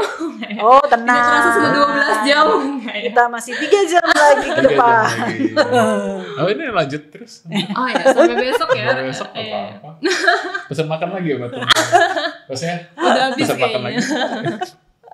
Sekalian sarapan buat besok lagi. Sekalian sarapan. Nginep dong. Ini dimakan loh. Tadi kalian katanya makannya buah-buahan. Betul. Kenapa jangan malu-malu gitu? Ini dibuka ini ada. Enggak bukan gimmick. Oh bukan gimmick ya. Enggak berani disentuh justru ya. Ada biskuit gitu. Thank you. Impian tadi ya. Kalau harapan. Buat apa nih? Gereja. Iya boleh buat gereja. Orang muda gitu mungkin ya. Buat orang muda, buat diri sendiri mungkin. Harapan apa ya? Harapan segera dipinang mungkin atau apa. Tuhan kabulkanlah. Tuhan kabulkanlah doa kami. Harapan ya. Saya nggak doain gitu loh. Kok doa kami tapi doa. Tapi disebut orang lain ya. Boleh dong numpang amin. Boleh disensor lagi. Kayaknya tiketnya banyak. Atau nggak dikat sama sekali, udah lah katanya males. Harus nikah. Masa Kak Bobi males nge-cut. Udah lanjutin aja. Posting aja semua Posting gitu aja ya. Semua. Ya harapan, tapi aku mungkin khusus buat anak muda kali ya. Guys, ya buat teman-teman OMK tuh usia berapa? 17-35 ya. 15. Sekarang 15. Ya, 15 sampai 35 something gitu. Ya buat teman-teman OMK masih masuk saya nyerempet. Masih nyerempet dikit ya. Ya teman-teman OMK 35,5 masih boleh dong. Lihatnya ke sini gitu ya. Tolong dikeluarkan KTP statusnya. Ketinggalan dompet. KTP ketinggalan ya. Tiba-tiba ketinggalan KTP-nya. Iya, harapan yang pasti pengen gereja itu anak-anak muda, khusus anak-anak muda Katolik berani untuk bangkit dan berkarya sih. Banyak banget anak muda tuh kan energinya banyak banget ya. Kita nggak usah jauh-jauh, maksudnya mungkin nggak usah berpikir event besar apa segala macam. That's good kalau teman-teman ada yang gue pengen nih bikin event OMK 1 Indonesia misalnya, biar semua anak-anak yang nggak pernah ke gereja jadi ke gereja. Itu good banget. Tapi small things kita bisa mulai dari hal kecil, bahkan dari gadget yang kita punya gitu, mungkin dari medsos. Gunakanlah segala sesuatu sarana yang udah Tuhan kasih untuk melayani Tuhan, untuk wartain Tuhan. Simpel banget, mungkin kita bisa posting something positif gitu kan, kita cuman sekedar nyapa teman, apalagi kalau kita bisa terlibat dalam kegiatan menggereja, menurut aku itu bukan beban, itu privilege sih. Jadi buat teman-teman OMK, come on gitu Cie. Buat aku pribadi, masa-masa muda yang aku pakai untuk melayani Tuhan adalah masa-masa yang tidak pernah akan aku sesali. Karena aku ngerasa Tuhan kasih banyak banget ya. Itu sekali lagi ujungnya pasti sukacita. Tapi di luar itu, ini gak selesai podcastnya 15 jam nanti gitu. Karena puji Tuhan maksudnya di dalam 13 perjalanan melayani di anak muda ini banyak hal banget, dan aku selalu bilang ini pengalaman yang gak akan pernah aku sesali gitu. Tuhan izinkan aku boleh mengenal dia dan boleh melayani dalam gereja Katolik. Dan ayo teman-teman muda, kalian pasti punya sesuatu, percayalah kalian udah Tuhan kasih gift, Tuhan kasih talenta, Tuhan kasih apapun itu untuk bisa melayani Tuhan, kasih sukacita buat teman-teman sesama OMK, jadi berkat buat sesama. Wih. Kalau puitis banget ya. Nggak kayak lagi kampanye kan? Bentar lagi nih, udah nggak boleh ke sana ya. Ini kode nggak? Kita bajunya kode nggak kalian? Apakah ini kode nggak? Ini bukan kode, buru-buru disclaimer ya. Ini bukan kode, ini tidak ada unsur sengaja. Tapi gimana? Langsung belok ya. Kalau anak-anak muda yang nunggu-nunggu nih, maksudnya gini loh, ada yang ya mungkin dia pengen melayani tapi nunggu dia aja. Nunggu apa tuh? Diajak. Jadi kadang tuh merasa aku nggak bisa, aku mau ngelayanin apa ya, orang aku nggak bisa apa-apa, misalnya gitu. Itu yang membuat atau nggak pede untuk datang jadi sendiri, harus diajak dan sebagainya. Itu gimana? Ada pesan nggak untuk teman-teman yang masih ada di rumah saja? Masih ada di rumah saja, pandemi sudah selesai tapi masih di rumah saja. Ini jangan pesannya bukan untuk yang masih di rumah, tapi justru yang sudah ke gereja gitu ya, untuk mengajak teman-teman yang masih di rumah gitu. Ya bisa juga. Nggak, maksudnya tadi kan Karen kan ngomong, ayo apa ya tadi kan? Ya punya sesuatu untuk bisa melayani Tuhan gitu ya. Tapi untuk yang masih di rumah. Tuhan, gitu. Tapi kan mungkin ada orang yang ya gue nggak ada temen atau nggak ada yang ngajakin gitu. Jadi dia sebenarnya punya talenta tapi tersembunyi. Nggak ada yang ngajakin, Mbak, mungkin bisa diajak, Mbak. Langsung ya. Siap. Iya. Bingung juga tipsnya apa. Tapi kalau misalnya bilang, aku nggak punya apa-apa, aku nggak bisa apa-apa. Aku pun juga, aku rasa kita semua juga pasti bermula dari, kayaknya gue nggak punya apa-apa deh, gue nggak bisa apa-apa deh gitu. Tapi kita nggak mungkin nggak punya apa-apa nggak sih? Iya. Iya nggak sih? Betul. Dengan fisik yang lengkap dan sempurna ini aja kita udah bisa melakukan banyak hal gitu kan. Jadi kalau misalnya teman-teman yang masih di rumah aja, mau sampai kapan guys? Gitu ya. It's time apa ya? Mungkin untuk teman-teman yang justru sudah pelayanan kali ya, harus ngajak, harus mau mengajak teman-temannya, dan harus bangun environment-nya juga ya, maksudnya lingkungannya juga harus dibangun supaya ya sekali lagi ada gula kan ada semutnya tuh gitu. Jadi gimana semutnya mau datang kalau nggak ada gulanya? Mungkin yang harus dihadirkan adalah gulanya dulu, mungkin gula kembang gulanya. Kita hadirkan gula. Kita hadirkan gulanya dulu, sukacitanya di dalam pelayanannya juga dibangun dulu. Jadi nanti hopefully buat teman-teman yang mungkin belum mau gitu ya, jadi bisa tergerak, dan mungkin kita doakan mereka ya. Betul. Kita doakan semoga teman-teman tergerak hatinya. Yang masih di rumah pun semoga tergerak, yang sudah pelayanan pun juga semakin ajak gitu kan. mengajak dan semakin semangat. Mulai itu kan. Ajak teman-temannya biar gerejanya rame. Ya, itu pesan Sponsor. Tapi memang bener juga sih ya, sebetulnya kan mungkin teman-teman nggak ada talenta, ya kan? Pasti punya, pasti banyak hal yang bisa kita lakukan ya. Misalnya mau gabung di Omsos, tarik kabel pun itu berguna. Betul. Banget. Iya kan? Gulung kabel doang gitu kan. Kalau nggak ada itu nggak ada podcast loh. Iya. Kalau ketawa sih. Makanya iya, kayaknya gelap banget gitu. Itu talenta gue gitu. Betul. Jadi banyak hal walaupun sekecil apapun. Yes. Nah, aku jadi ini ya. Kayak Kayak pelajaran kemarin, sekecil apapun talenta yang kita punya itu yang kita mau pesparani besok. Sekecil apapun talenta yang kita punya, kalau Tuhan memberkati akan berbuah banyak. Nah, itu yang kita pesan. Kan? Nah, teman-teman OMK jangan mau kalah sama Kak Ellen. Ya. Gak harus di KAJ di paroki masing-masing, di lingkungan dulu. Banyak hal yang bisa kita bantu kok. Banyak hal yang bisa kita kerjakan. Jangan betul. Jangan berpikir bahwa aku belum tua jadi belum saatnya pelayanan. Kan ada yang begitu tuh. Ya, nanti aja kalau dia tadi aku ceritakan nanti aja kalau sudah tua, sudah dapat udah banyak waktu kosong, nanti aja deh pelayanannya. Emang kalau nyampe tua ya. Emang siapa yang tahu umur kita? Tahu besok pagi, bye kan kita kan tahu ya kan. Selagi kita dikasih waktu, kasih nafas, dikasih segala sesuatunya sama Tuhan, jangan tunggu besok. Tarsok. Ya, harus segera lakukan sesuatu. Bahkan hanya dengan hal kecil ya, kita bisa mulai dari hal kecil. Jadi berkat ya. Ya betul. Mewartakan yang kecil-kecil, mewartakan sukacita itu sudah sesuatu gitu loh. Jangan komentarnya, jangan yang netizen gitu betul. Ya, komentar-komentar yang mungkin positif. Kalau ada postingan temannya komentar yang positif gitu ya, yang membangun, ikut happy, yang bikin sukacita. Gitu. Itu hal kecil ya, itu hal kecil banget tapi matter sih, apalagi buat zaman sekarang ya, karena tantangan kita kan juga udah semakin beda banget. Mungkin lewat hal kecil itu kita bisa dengan medsos yang sama, ibaratnya kita bisa menjatuhkan orang lain. Atau kita bisa jadi berkat buat orang lain, dan itu pilihannya di tangan kita. Betul. Jadilah berkat buat sesama. Oke. Terima kasih loh, keren banget. Enggak, kita masih episode 3 episode ke depan. Oh belum ya? Oke, maaf. Tempat saya mati ternyata. Oh iya. Kalian punya sosok teladan gak sih dalam sehari-hari baik dalam pelayanan tokoh atau gitu Santo atau Santo.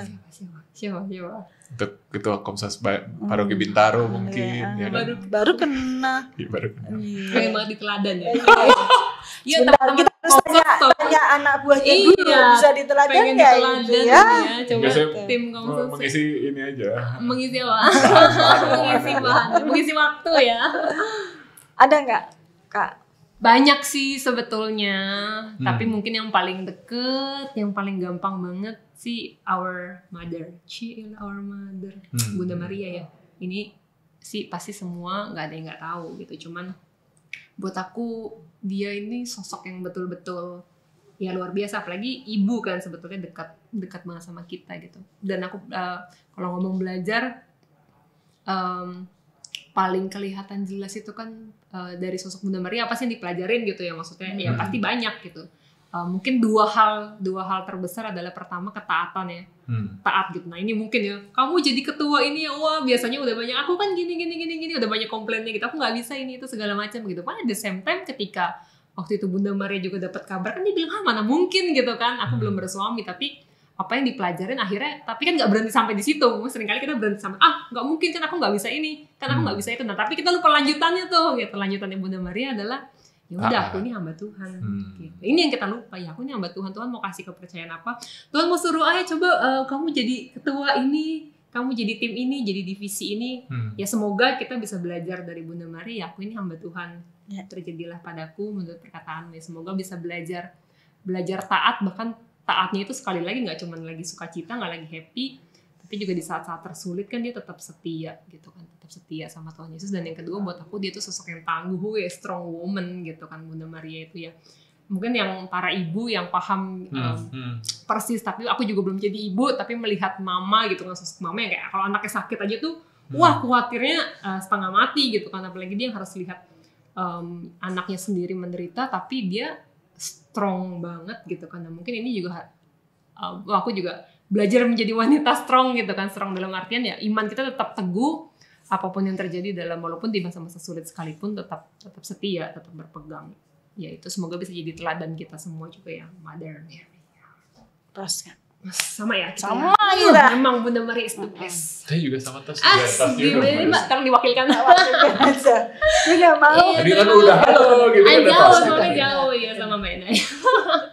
Oke, nggak jadi. Ya betul. Setuju aku dengan tokoh Bunda Maria.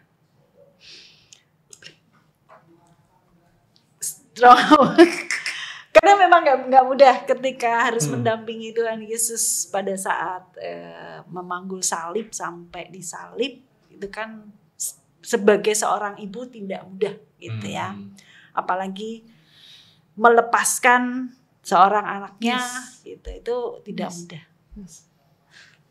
Ntar kalau jadi ibu kerasa, jauh akan lebih kerasa. Iya. Ya, ketika harus melepaskan, ya. Betul, karena sudah pernah mengalami masa itu, harus berani mengatakan, ya saya ikhlaskan begitu, ternyata malah dibalikin ke saya lagi. Puji Tuhan. Ini kesaksian luar biasa, boleh podcast ke-24? Saya belum di ACC. Dia aja sendiri udah. Saya belum di ACC, Mbak. Nanti kalau sudah ada waktunya, harus di ACC. Oh siap, tanda tangan ya. Oke.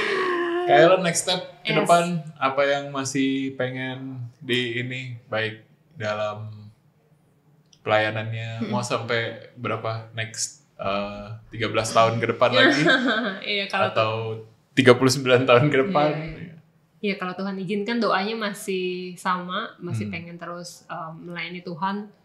Jujur nggak punya mimpi yang gue pengen melayani, justru kayak jadi pengajar pun apa itu nggak pernah kayak gue pengen jadi ngomong di depan gitu banyak orang apa segala itu nggak pernah terpikir gitu. Tapi pelan-pelan proses step by step, ada kesempatan coba belajar. Poinnya tuh waktu itu aku cuma pengen belajar, mungkin ada sesuatu hal lagi yang bisa dilakuin lagi, jadi coba ikut belajar and then dapat kesempatan untuk misalnya mewartakan, untuk mengajar gitu. Jadi maksudnya kalau next step ya pengen tetap bisa melayani Tuhan sih itu. Jadi kayak dalam bentuknya apa jujur ya nggak tahu, kalau Tuhan kasih kesempatan ya puji Tuhan, kalau enggak pun mengambil peran kecil pun udah privilege, yang penting tetap setia melayani Tuhan gitu. Kalau dalam pekerjaan maksudnya ya ada kerinduan lah bisa memberkati lebih banyak orang ya gitu, dengan memperkerjakan lebih banyak orang bisa jadi berkat juga buat orang lain kan. Kayak stepnya detailnya apa segala macam gitu, belum punya yang kayak goals, ambisi yang gimana masih enggak. Tapi kalau Tuhan izinkan kayak bisa memberkati lebih banyak orang gitu. Selalu dengan anak muda, apakah akan mencoba ke adik-adik yang kecil-kecil? Apa tuh pengajar bir begitu ada kan. Kalau saya memang dari dulu sukanya anak-anak. Di anak-anak agak naik tingkat aja karena ditunjuk sama Romo suruh pegang remaja. Dari dulu saya lebih suka anak-anak. Tuh SD sekolah minggu. Jadi kalau kita sebutnya BIA kan, Bina Iman Anak. Nah, kalian ada keinginan nggak untuk ganti generasi gitu yang muda? Ganti generasi jangan ketua nanti ke yang kecil-kecil. Ini ganti ketua juga pasti banyak yang datang. Cuma dia muncul di Warsen sekali pasti. Gimana? Bapak Warsen. Gimana? Bapak Ibu Warsen kalau kami undang gimana? Ini si Ibu Warsen bilang nggak usah. Iya. Kalau kepikiran sih jujur belum terpikir gitu. Cuma menurut aku selalu menarik sih, dan setiap stages itu pasti ada challenge sendiri. Jadi aku pernah satu kali dapat kesempatan, aku juga karena biasa di mahasiswa, satu kali bulan Juli kemarin aku bawakan retret di Semarang di anak-anak SMP SMA SMP bahkan kebanyakan, itu juga pengalaman pertama gitu. Hai teman-teman Semarang gitu ya, langsung ya. Seneng banget sih sebetulnya karena akhirnya mencoba dunia baru juga, dan ternyata challenge-nya lebih besar lagi gitu kan dengan anak-anak SMP, dengan challenge yang baru. Akhirnya aku belajar hal baru lagi, setidaknya aku melihat kenapa memperkenalkan Tuhan semakin dini itu sebetulnya semakin baik ya. Betul. Gitu. Jadi mungkin nanti ke anak-anak sekolah minggu ya mungkin gak ada yang tahu gitu. Tapi selama Tuhan masih kasih kesempatan, ya why not untuk dicoba gitu ya. Tapi kayak ambisi aku pengen melayani, so far sih belum terpikir. Jadi sekarang ya apa yang mau Tuhan kasih, ayolah kita coba gitu. Karena kan dia selalu di anak muda. Pasti beda banget ya ke ngadepin anak-anak sekolah minggu. Beda. Ngadepin anak remaja aja udah beda banget challenge-nya. Gitu. Betul. Tapi menarik sekali ternyata memperkenalkan Tuhan. Jadi di sesi setelah selesai ada yang cerita lah segala macam dengan latar belakang keluarga juga. Dan aku berpikir kayak, wow, teman-teman yang SMP, SMA pun sudah mengalami strugglingnya sendiri, dan ya kalau Tuhan izinkan memang boleh melayani ke mereka sih, ya silakanlah Tuhan berikan jalannya gitu ya. Ya, betul. Termasuk, karena remaja ini sebetulnya ya mungkin semua berakar dari keluarga ya, dari keluarga dari kecil. Remaja itu kan masa-masa pergolakan, ya jati diri dan sebagainya. Nah, masa rawan sebetulnya sekarang sekarang tuh masa rawan. Jadi itu semoga Pak Rocky, Bapak Ibu semua lebih memperhatikan tentang perkembangan adik-adik, anak-anak dan adik-adik remaja. Karena kalau yang OMK mungkin jauh lebih sudah setengah kebentuk sebetulnya ya. Mungkin ya. Relatif ke masa kuliah kan lebih sudah kebentuk lah, model jiwanya sudah kebentuk, ini segala kebentuk, tinggal bentuknya bener apa itu ya, maksudnya ya kan, ketika dan mereka pun diberikan arahan itu jauh lebih mudah daripada yang remaja itu bener banget biar dia tertarik untuk pegang remaja, karena kita juga butuh teman-teman yang challenging banget sih. Jadi memang benar di mahasiswa itu kalau kita kasih arahan mereka manut aja gitu. Oh iya, karena benar sudah lebih dewasa. Tapi ketika membawakan di anak SMP, ketika aku coba berikan simulasi gitu, wah begitu. Tapi mereka excited tapi dengan gayanya mereka gitu ya. Betul. Wow, ternyata tidak semudah itu gitu. Tapi menarik. Mereka karena anak SMP aja kayak mungkin ketika kita ngomong mereka masih kayak ngapain sih, ngomongin apa sih gitu kan. Tapi jadi tantangan di situ ya, gimana menarik buat mereka gitu, memberikan versi Tuhannya, versi kapasitasnya mereka gitu kan, jadi menarik. Dan mereka juga mencari sosok kakak sebetulnya kan. Ketika mereka butuh curhat mungkin di dalam keluarganya nggak ada tempat curhat, dan mereka larinya ke siapa gitu, bukan ke teman-teman yang mungkin mendampingi. Itulah kegelisahan saya. Karena remaja memang tidak mudah, tapi dan itu harus porsinya harus lebih besar diperhatikan, karena ya itu tadi kita memasukkan misalnya ayat, tidak mudah buat mereka baca ayat gitu ya. Gitu kan. Iya, benar. Bisa begitu. Benar. Jadi tidak bisa dibilang pokoknya harus ini ada pendalaman kitab suci dulu dan sebagainya. Bentuknya itu yang kita cari. Iya kan? Versi games akan lebih mudah ke mereka untuk menghayati itu. Dengan game kok nge-game gitu. Lihat dulu gitu. Itu yang harus ekstra sama. Kak, nanti kalau ada ide siap ya, WA saya sudah siap. Saya butuh banyak masukan. Boleh. Senang banget sih. Boleh banget. Kita juga sedang mempersiapkan untuk teman-teman psikolog kita kan ada banyak ya untuk mendampingin teman-teman remaja. Karena banyak teman-teman butuh didampingin karena dari keluarga mungkin sibuk dan sebagainya. Sangat mengkhawatirkan. Dan kita lah yang sebetulnya hadir menemani kan. Betul, menemani sebetulnya. Kita tidak menjadi guru buat mereka. Benar. Mereka tidak mau juga. Mereka cuma butuh teman-teman. Jadi siapa mau jadi teman-teman? Ayo. Saya bantu promosi ya. Boleh. Ya, Kalau pelayanan di Komsos Bintaro juga, kalau Tuhan ini gimana? Tetap sebagai seorang pengajar. Mungkin tim Komsosnya mau diajar. Ya nanti kita retret ya. Ya, tetap ya. Khusus tim Komsos. Komsos. Oh, terakhir Kak, satu lagi. Ya, ini boleh. kalau untuk desain interior ini bisa dibantu. Boleh di off dulu nggak ini recordingnya? Nanti kita selesaikan di balik layar ya. Saya lupa lagi masukin di Sapa tahun depan. Budgetnya. Iya, harus tulis tuh berapa kan, bisa diskusi dulu nanti. Ya, bisa saya masukin nanti setelah ini selesai. Oke.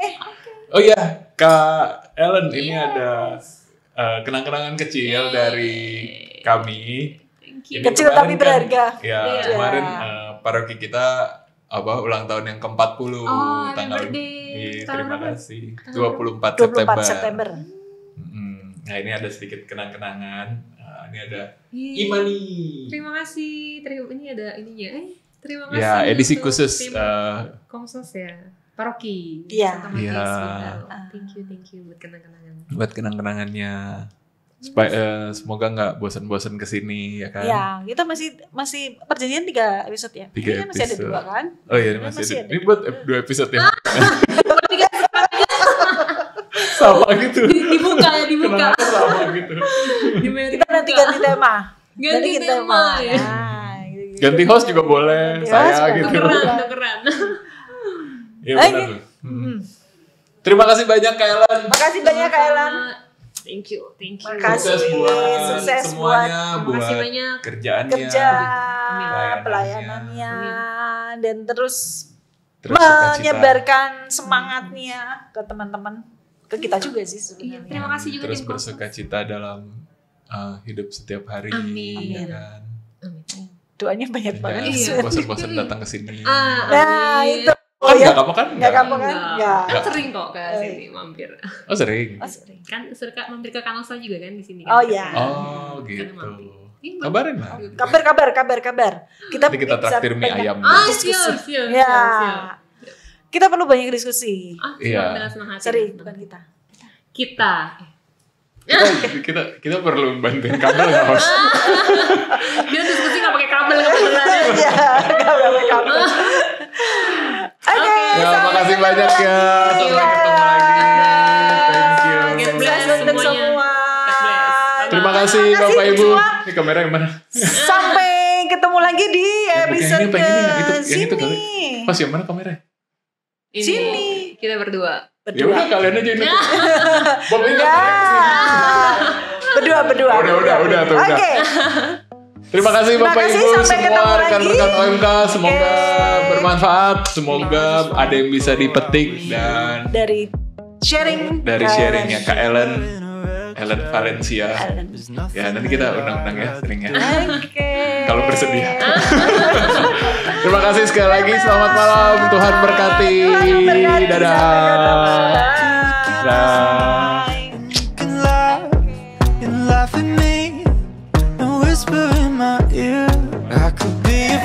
One baby, whatever you need, yeah, we could roll through parties, and I'll be your company. Oh, you'll never be alone. Cry to your peers, 'cause if you need a +1, baby, I'm always here.